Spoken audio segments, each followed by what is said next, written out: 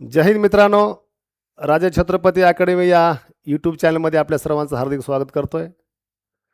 आणि या व्हिडिओच्या माध्यमातून आपल्याला छोटीशी माहिती आपल्यापर्यंत पोहोचण्याचा माझा प्रयत्न राहील. सध्याची धावपळ म्हणजे पोलीस भरतीच्या मैदानी परीक्षेची.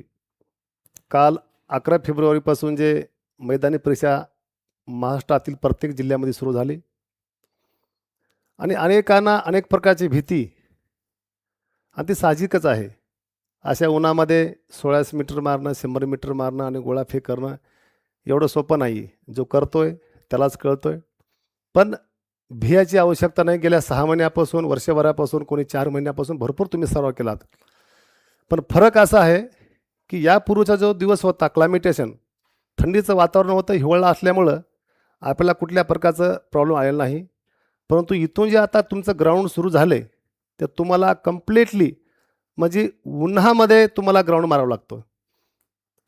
त्यामुळं तुम्ही प्रॅक्टिस करता असताना एखाद्या वेळेस सकाळची प्रॅक्टिस कमी करा, परंतु दुपारी 11 वाजता, 12 वाजता किंवा 1 वाजता, 2 वाजता अशा उन्हाच्या वेळेमध्ये आपण एका दिवशी स्टॅमिना मारायचा असते 10-12 राऊंड, आणि एका दिवशी 1600 मीटरचा सुपर मारायचा असते. म्हणजे आपण त्याला वातावरणाशी आपल्याला जुळून घ्यावं लागतं. आपण त्याला म्हणता क्लायमेटेशन. 100 मीटरचे 2 किंवा 3 शूटा मारा. त्याच्यानंतर गोळाफेक. प्रत्येकाने उन्हामध्ये कमीत कमी 20 ते 25 गोळा फेकला पाहिजे डेली. आणि भियाची आवश्यकता नाही, कारण का तुम्ही भरपूर मेहनत केलात. दुसरी गोष्ट म्हणजे उन्हाची पारा असल्यामुळे स्वतःची पण काळजी घ्या. आपल्या स्वतःच्या आयुष्यापेक्षा, आपल्या परिवारापेक्षा आपल्याला नोकरी फार महत्त्वाची नाही. आपण गेल्यानंतर मग मागं काय राहते, त्यासाठी स्वतःची काळजी घ्यायची असते. आणि मला अनेक प्रकारचे म्हणजे मेसेज किंवा फोन येतात. मला वाटलं की एखाद दोघाला किंवा 10 जणांना सांगून थांबण्यापेक्षा एखादा व्हिडिओ बनवून त्या व्हिडिओच्या माध्यमातून जर सांगितलं तर सर्वांपर्यंत पोहोचेल. अनेकाचा प्रश्न असतो की सर, स्पाईक घातल्याने रनिंग कशी होईल 100 मीटरची? साहजिकच आहे. म्हणजे कसं, 100 मीटर मारण्यासाठी आपल्याला स्पाईकचा फायदा होतोय. एखाद्या 2-4 सेकंदाचा फरक पडतोय. परंतु महाराष्ट्रामध्ये जे आता जे ग्राउंडची परिस्थिती आहे, अनेक ठिकाणी स्पाईक घालून पळण्यासाठी अलाउड नाही आहे.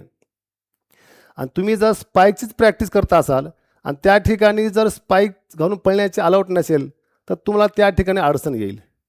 त्यासाठी एखाद्या वेळेस स्पाईकची प्रॅक्टिस करा, सोबत घेऊन जा. जर त्या ठिकाणी अलाउड असेल तर स्पाईक घालून पळू शकता 100 मीटर फक्त. जर नसेल तर तुम्ही जे डेली ज्या शूजमध्ये पळता त्या शूजनंच पळायचं असते.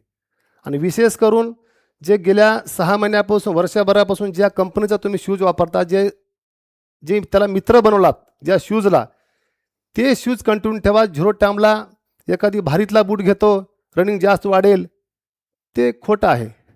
ते करू नका, कारण का ते तुम्हाला वेगळं फील होईल आणि तुमचं नुकसान होईल. अजून एक आम्हाला मेसेज आले होते की सर, मी शूज घालून पळू 1600 मीटर की विदाऊट शूजचे पळू? तर तुम्हाला सांगू इच्छितो, माझं मत आहे की तुम्ही फक्त प्रॅक्टिससुद्धा तुम्ही शूज घालूनच पळा. खाली पायाने पळूच नका. त्याचं कारण असं आहे, ग्राउंड हे 2 प्रकारचे असतात. एक असतो काळ्या किंवा लाल मातीचा एकदम मऊ असा नरम ट्रॅक असतो, त्या ठिकाणी काही अडचण येणार नाही. परंतु एका ठिकाणी वेगळ्या ठिकाणी जाऊन ट्रॅक बनवला गेला असतो, त्याच्यामध्ये खाली थोडं खंदून त्याचा मुरुम टाकला जातो, त्याच्यावर मग लाल माती टाकली जाते. पण ज्यावेळेस रुळानं दबई केलं जातो ना, त्यावेळेस एखादे खडे असं बाहेर येतात. मग तुम्ही खाली पायाने पडलात, त्या ठिकाणी तुमच्या पायाला ते टोपतात आणि त्या ठिकाणी छाले येऊ शकतात.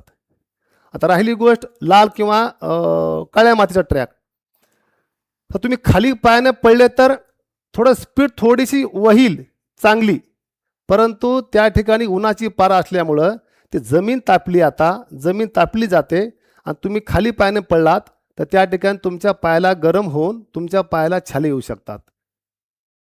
त्यासाठी पायामध्ये शूज घालून पळलेले बेहतर राहील.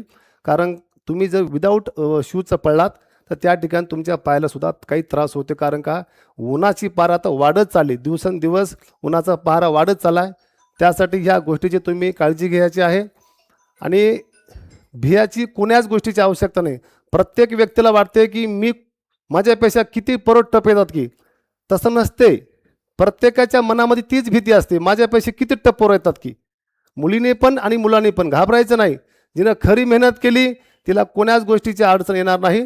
फक्त जे प्रॅक्टिस केल्या ते डोळ्यासमोर ठेवा. ज्या ग्राउंडवर तुम्ही प्रॅक्टिस केल्या ते ग्राउंड डोळ्यासमोर ठेवा. विशेष म्हणजे आईवडिलांचे कष्ट ते डोळ्यासमोर ठेवा. तुम्ही कुठंच कमी पडणार नाही. तुम्हाला सर्व भरतीच्या ग्राउंडसाठी तुम्हाला भरभरून शुभेच्छा देतोय. आणि यापुढे सुद्धा 1600 मीटरची स्पीड, 100 मीटर असेल, गोळाफेक असेल, तुम्हाला पुढच्या व्हिडिओमध्ये तुम्हाला सविस्तर, कारण नुसतं पळून स्टॅमिना वाढत नाही, त्यासाठी काही ट्रिक्ससुद्धा महत्त्वाचे आहेत.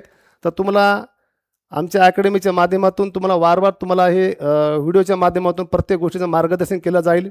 त्यासाठी तुम्ही चॅनलला सबस्क्राईब केलं नसाल तर या व्हिडिओला आमच्या चॅनलला सबस्क्राईब करा आणि पुढच्या व्हिडिओची तुम्ही वाट पहा.